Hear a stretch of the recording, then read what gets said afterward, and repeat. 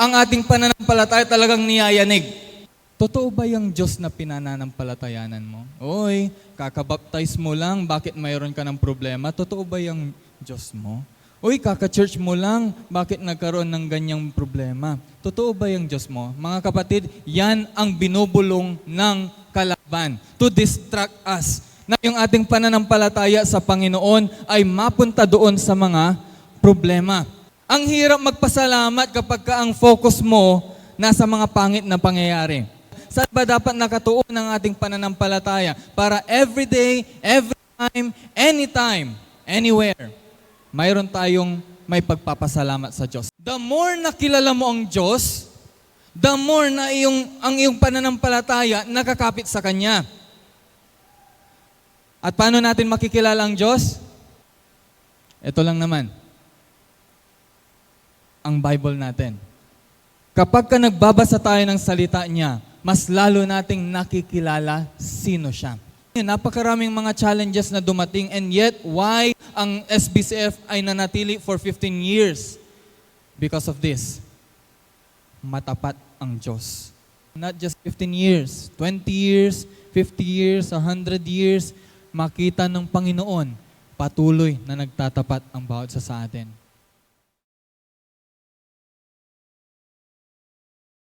Good morning! Alam kong gutom na kayo, kaya huwag kayong mag-alala. Saglitin lang natin to But then, I'm so thankful sa pagkakataon na ako ay maimbitahan to speak. This is my first time to speak in an anniversary, isang church anniversary. And I'm so honored na kung saan ako ay ginamit ng Panginoon for the longest time. 7 years po ako naglingkod dito sa Maine, and then magto 2 years na doon sa Montalban. Niling ko lang na tumayo at tayo po ay manalangin muna. Dakilang Diyos, salamat sa pagkakataon namin pong mabuksan ang inyong salita. Hindi aksidenteng narito kami sa oras na ito. Mayroon kayong layunin, mayroon kayong nais na ituro sa bawat isa. And it is our prayer, dear God, open our hearts and minds. Sa pangalan ni Jesus. Amen. Maaari na po tayong makaupo.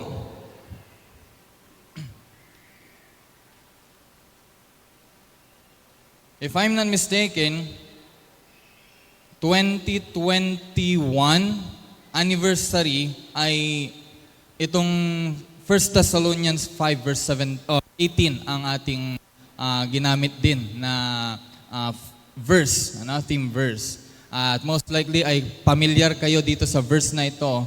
In everything give thanks, for this is the will of God in Christ Jesus for you.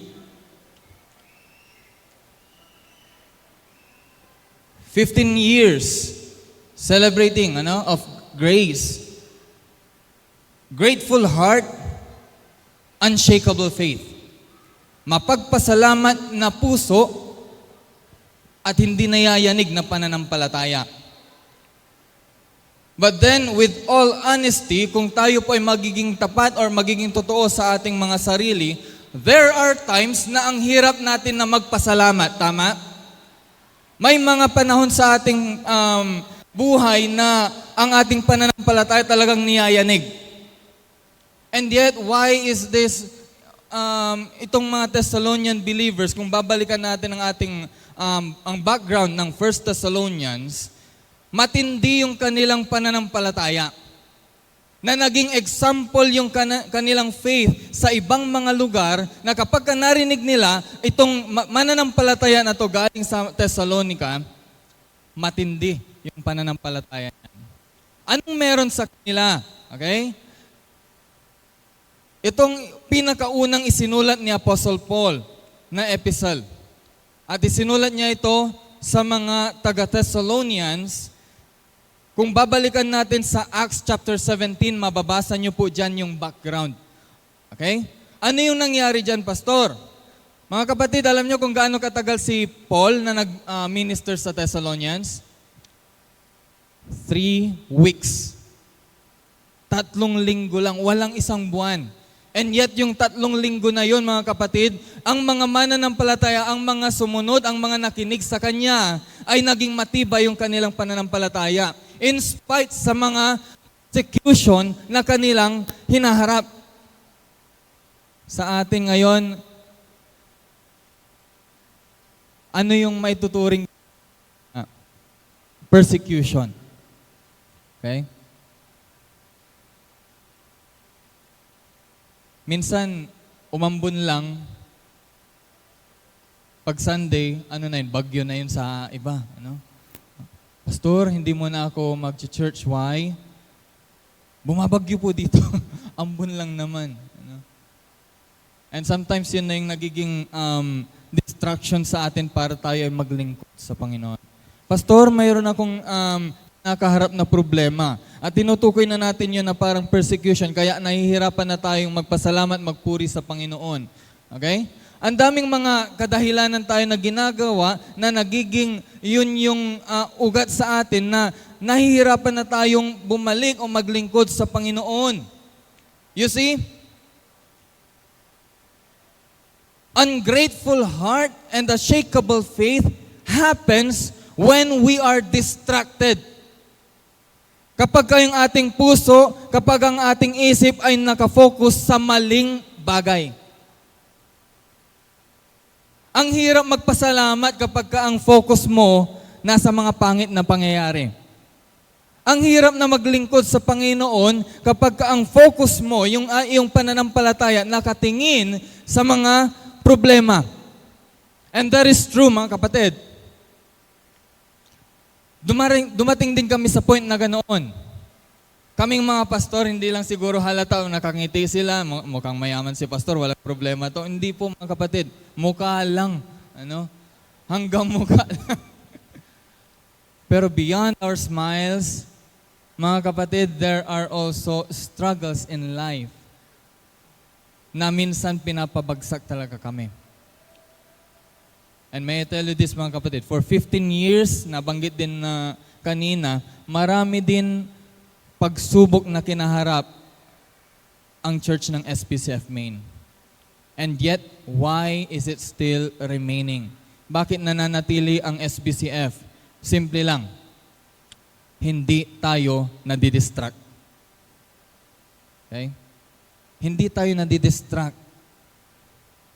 Hindi importante kay Satanas na mag-attend ka ng church as long as you are distracted. Hindi importante kay Satanas na makinig ka ng salita niya o salita ng Diyos as long as you do not apply it in your life. Kahit magpabaptize ka, as long as hindi nagbago ang iyong buhay, okay lang sa Kanya. Kasiraan ka sa church.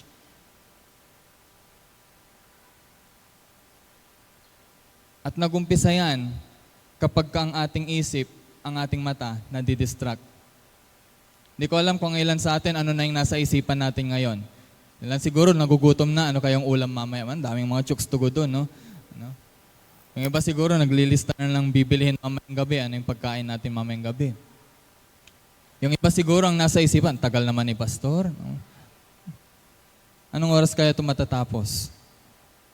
When it happens, mga kapatid, kapag ang focus ng ating mga pananampalataya napupunta sa maling mga bagay, nakatuon sa mga maling bagay, diyan nag-umpisa ng ating pananampalataya, nagiging complainant, nagiging makomplain. So, the question is this, how can we be grateful and have an unshakable faith every time and all the time? Diyan po ba? Hindi ko na kasi nakikita eh. So mga kapatid, dahil 15 years of anniversary po tayo dito, mayroon akong 15 points. Biro lang po, mayroon lang pong 4 na punto na nais ko pong sabihin. Paano tayo magiging grateful sa ating Panginoon? Okay? Paano hindi madidistract? O saan ba dapat ituon ang ating pananampalataya? Saan ba dapat nakatuon ang ating pananampalataya? Para every day, every time, anytime, anywhere, mayroon tayong may pagpapasalamat sa Diyos. Number 1, ilagay nga natin ang ating kamay ganito. Turo natin sa taas. First point, look up to God's sovereignty. overall situation. Ano nating ibaba? Tumingin tayo sa Diyos, sa Kanyang sovereignty. Now, kapag sinabing sovereignty, ay in control ang Diyos sa lahat ng mga bagay. Now, I tell you this mga kapatid, there are times in our life na ang sasabihin sa atin ni Satanas kapag tayo ay nasa gitna ng pagsubok, mayroon ka ba talagang Diyos? No? Totoo ba yung Diyos na pinananampalatayanan mo? Oy, kakabaptize mo lang, bakit mayroon ka ng problema? Totoo ba yung Diyos mo? Uy, kaka-church mo lang, bakit nagkaroon ng ganyang problema? Totoo ba yung Diyos mo? Mga kapatid, yan ang binubulong ng kalaban to distract us. Na yung ating pananampalataya sa Panginoon ay mapunta doon sa mga problema. Okay? Mapunta doon, nakalaan doon sa mga problema natin. And yet, ang nais ng Panginoon sa atin ay parating tumingin sa Kanya at manampalataya sa kung sino siya sa buhay natin. Sa kung sino siya, sa kung anong sinasabi ng salita ng Panginoon.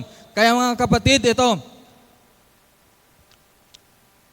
ang ating pananampalataya ay nakaangkla sa kung gaano natin kakilala ang ating Diyos. Okay? The more nakilala mo ang Diyos, the more na ang iyong pananampalataya nakakapit sa Kanya. At paano natin makikilala ang Diyos? Ito lang naman, ang Bible natin. Kapag ka nagbabasa tayo ng salita niya, mas lalo nating nakikilala sino siya. Now, here's the question. Gaano tayo kadalas magbasa ng Bible? Walang makatingin sa kabila, walang titingin sa ating katabi. Yung ibang Bible kasi natin, tuwing linggo lang natin kukunin. Tapos, pagdating ng Monday, anong gagawin? Tatapon na lang dyan. Pagkatapos ng Monday to Saturday, walang galawan ng Bible. Pagdating ng Sunday, pagpagan mo pa. Bakit? Nalikabukan. Hindi nagamit buong linggo. Kapatid, may problema tayo dyan. Kung isipin natin na ready tayo sa pagsubok na binibigay ng kalaban, kung once a week ka lang bukas ng Bible, mga kapatid, memorize din yan ng kalaban eh. Alam din ni Satanas kung paanong gamitin ang salita ng Diyos against you. Kaya wag nating i-expect na once a week, 2 hours ka na nga lang, late ka pa, tapos sasabihin mo, ready ako sa pagsubok. Mga kapatid, you are distracted. You will be distracted kapag ka ang ating paningin ay nakatuon sa ibang mga bagay, kapag ka nakatuon sa mga problema. Learn to trust God because He is, and He was, and He will be. Yung kanyang character, yung kanyang being, you don't have to know the reasons sa mga pangyayari sa buhay mo. Just trust Him.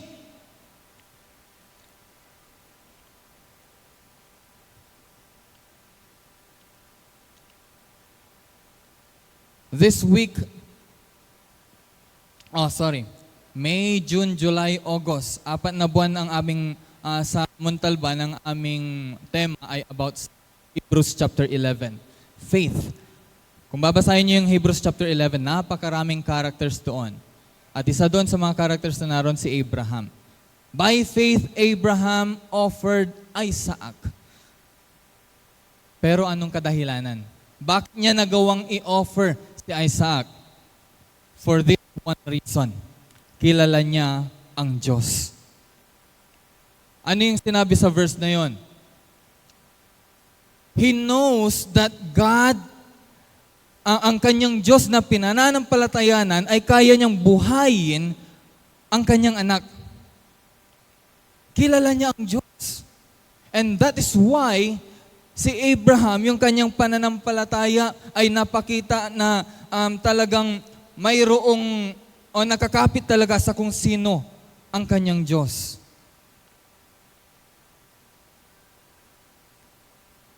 How do you know your God? Every time na mayroong pagsubok na dumating sa buhay mo, ano kaagad yung nagiging reaction mo? Okay? For 15 years, ang SBCF, napakaraming naging pagsubok. Saksi rin ako nung dyan sa likuran natin, yung parking lot na yan, Diyan kami dati. Yung mga gamit na ito, wala pa ito eh. Mabibigat pa lalo yung mga gamit namin. Gagaling pa doon, dadalhin dyan. Pagkatapos ng service, babalik din doon. Pati mga upuan. At hindi lang yun, napakaraming mga challenges na dumating. And yet, why ang SBCF ay nanatili for 15 years? Because of this. Matapat ang Diyos. And because of that, hindi na tayo dapat ma-distract. Look up to God and His sovereignty over all situation. Number 2, look back. Ganito nga tayo. Ulitin natin. Look up to God and His sovereignty. Number 2, look back. Look around. Sorry, look around pala. Tama ba? Look around. Ganon tayo. Look around to God's blessing. Sinasagot naman nito kung ano ang ginawa na ng Diyos sa buhay mo. Kung kanina, when we look up to God's sovereignty, it answers the question, who is your God in your life? Dito sa pangalawang punto, when we look around God's blessing, sinasagot niya kung ano na ang ginawa ng Diyos sa buhay mo. Okay? Now ito mga kapatid, kaninang pagdating natin dito sa church, ano kaagad yung napansin natin? Ano kaagad yung focus ng ating mga mata? You see, isa sa mga parati kong itinuturo sa mga young people, magpasalamat kayo sa Panginoon. Kapag wala na kayong makita sa kapaligiran mo, tignan mo kung ano ang ginawa niya sa iyo dati. Okay? Balikan mo ang katapatan ng Diyos sa buhay mo. Napakarami niyang ginawa. Napakarami pa niyang gagawin. Look around to God's blessings.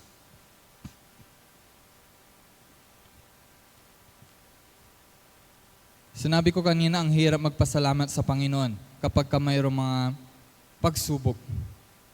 In James chapter 1 verse 3, I believe, count it all joy, sabi ni James. Count it all joy. Ano yung all na tinutukoy dyan? Isinulat ni James yan sa mga mananampalataya na hindi ko maalala kung ano yung disperse, ayan. Nagkahiwa-hiwalay ng mga mananampalataya. At ang sinabi ni James sa kanila, count it all joy kapag kayo ay dumaranas ng mga pagsubok. Why? Because these tribulations, these persecutions, magbibigay sa inyo ng perseverance, ng patience. Yung inyong pananampalataya mas lalong tatatag. And that's why every time I pray to God, Lord, salamat sa mga pagsubok. Bakit? Dahil ito yung nagiging dahilan para mas lalo akong kakapit sa inyo. Can you say that? Lord, salamat sa pagsubok. Sabihin nyo nga, Lord, salamat sa pagsubok. Parang ayaw nyo ah. Ready, go. Lord, salamat sa pagsubok. Bakit? Again, it produces greater faith. Count it all joy, mga kapatid. Minsan kasi ang blessings nalilimitahan natin sa mga masasayang bagay, kapag mayroon kang pera, kapag may nasolusyon na problema, blessings yung kapag natuloy yung outing, blessing yung mayroon kang bagong cellphone, na-promote ka sa trabaho, tumaas ang iyong grades, nakuha mo yung pinakamataas na grade. Blessing, nalilimitahan natin sa ganon. But then, sinabi nga ni Laura Story sa kanyang awitin, what if trials of this life are your mercy in disguise? Mga kapatid, minsan, blessing din na may problema. Okay? I tell you this, mga kapatid.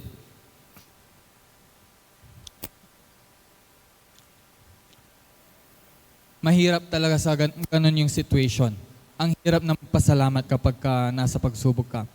And yet, when the Lord sees your faith, na nagpapasalamat ka amidst trials, mas lalo siyang napapapurihan. No? Look up to God's sovereignty. Look around to God's blessings.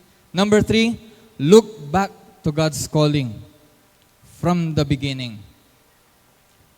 Ang calling ng Panginoon sa atin mula nung tayo ay naligtas, mula nung tayo ay kumilala sa Kanya. You see mga kapatid, sa ating paglilingkod sa Panginoon, ilang beses ko na nakita ito sa mga kabataan na akin pang inaalagaan. Ang ilan sa kanila o karamihan sa kanila, pinupush talaga namin na maglingkod ka, tumugtog ka, umawit ka. Hanapin mo kung ano ang iyong part sa church. Okay? And yet, there are times na sinasabi nila sa amin, Pastor, napapagod na ako. Pastor, gusto ko munang magpahinga. Pastor, may mga problema kami sa bahay. Gusto ko munang itigil yung aking paglilingkod sa Panginoon. Sinasabi ko sa kanila mga kapatid ganito, huwag kang titigil, magpahinga ka lang. Pause muna. Magpahinga ka, syempre, oo, kailangan mo yan. Pero wag kang titigil. Si Peter, kilala natin siya. Na nung hinuli si Jesus Christ, siya yung nag-deny sa kanya. How many times? 3 times. Ang sabi ng Panginoong Yesus sa kanya, you will deny me 3 times before tumilaok ang manok. At yun yung nangyari. After that, anong nangyari kila Peter? Sa lahat ng mga apostol, maliban kay John, lahat sila nagkandara pa, nagkaalisan na. Yung iba, paalis na, pauwi na sila sa kanilang mga bayan. But then, ito si Jesus Christ, nabuhay siya after 3 days at binalikan niya lahat ng kanyang mga apostol, particularly si Peter, pinuntahan niya mismo. Nagkaroon sila ng one-on-one. Okay? O no, mayroon siyang ibang mga kasama doon. Sa John chapter 21, mababasa natin na si Peter umalik na sa pagiging fisherman.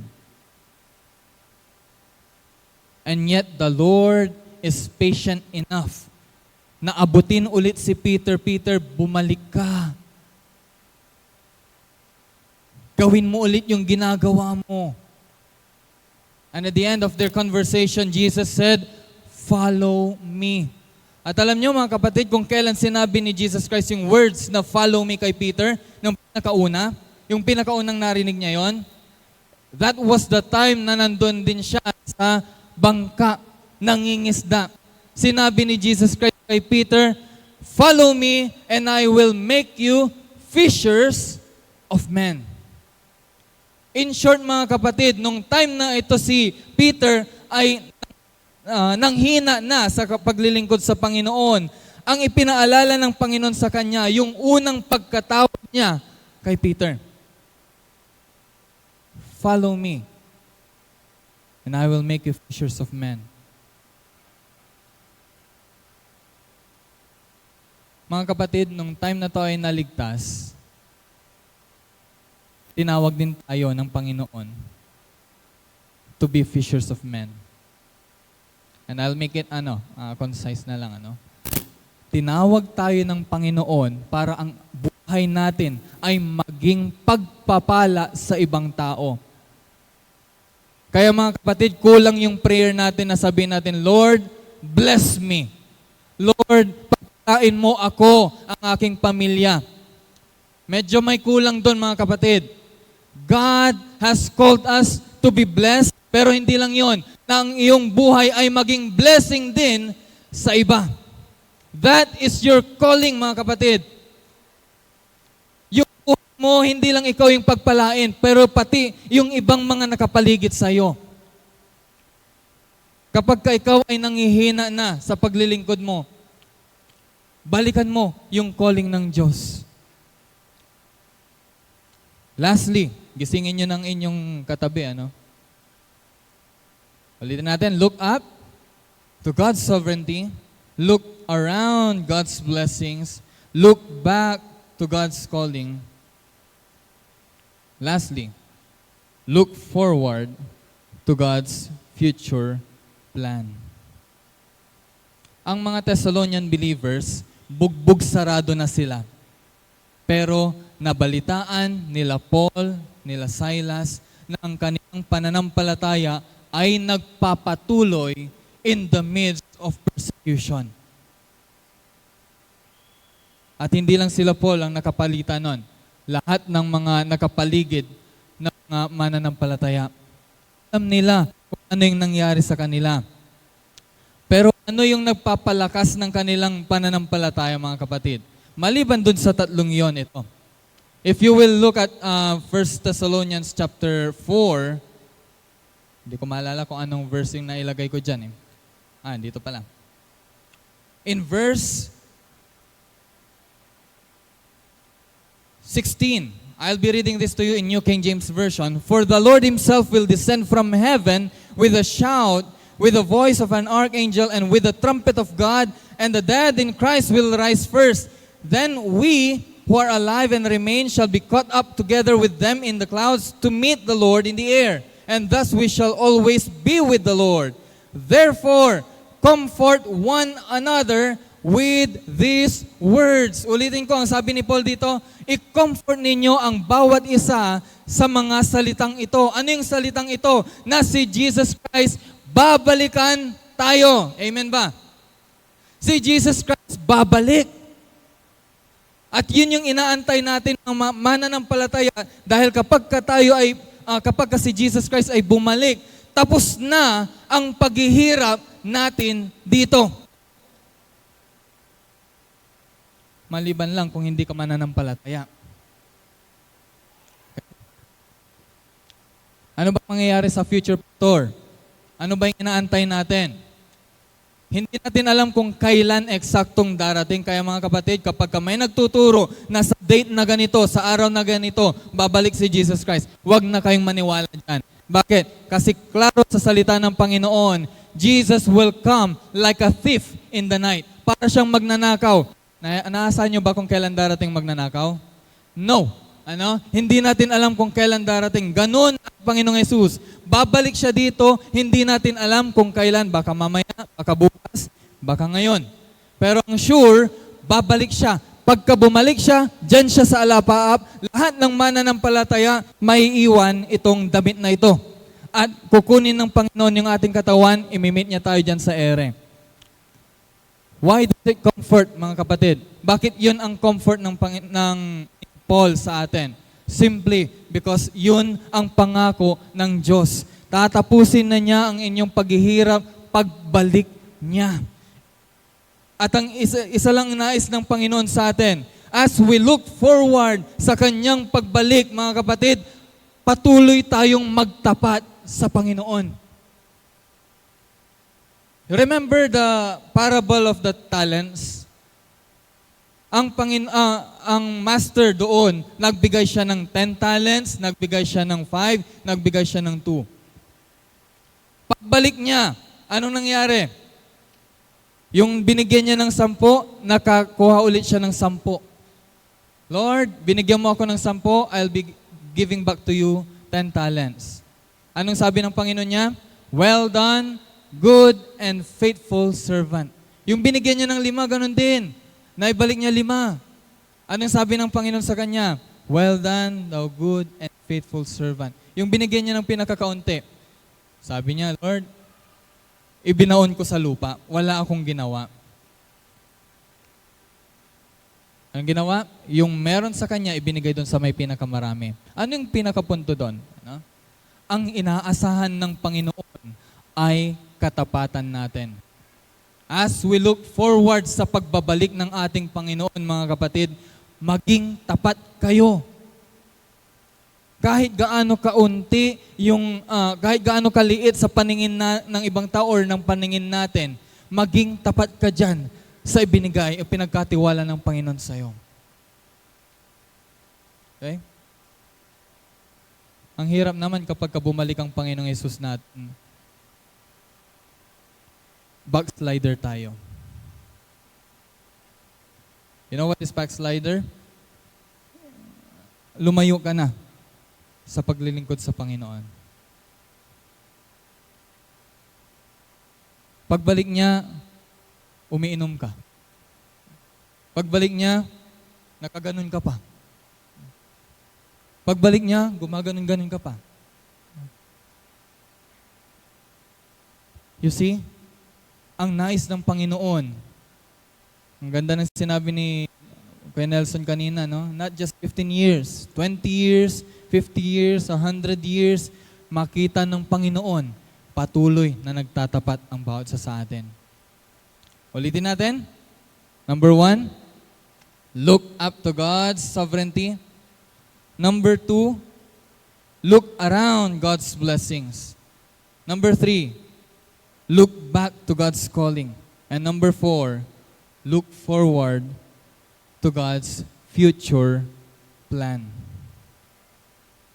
Puro look. Pero kung papansinin ninyo yung mga initials para hindi kayo mahirapan, anong nakalagay dyan? Sana hindi nyo na yun makalimutan, ano? Last challenge ko mga kapatid. Last question ko sa inyo. Ano ang nagiging distraction sa buhay ninyo? Hindi ko ito tinuturing na distraction. Kung kayo yung nandito, matatanda na, distraction kayo. Pero ito, hindi. Thank you. Okay lang sa akin yung ganyan.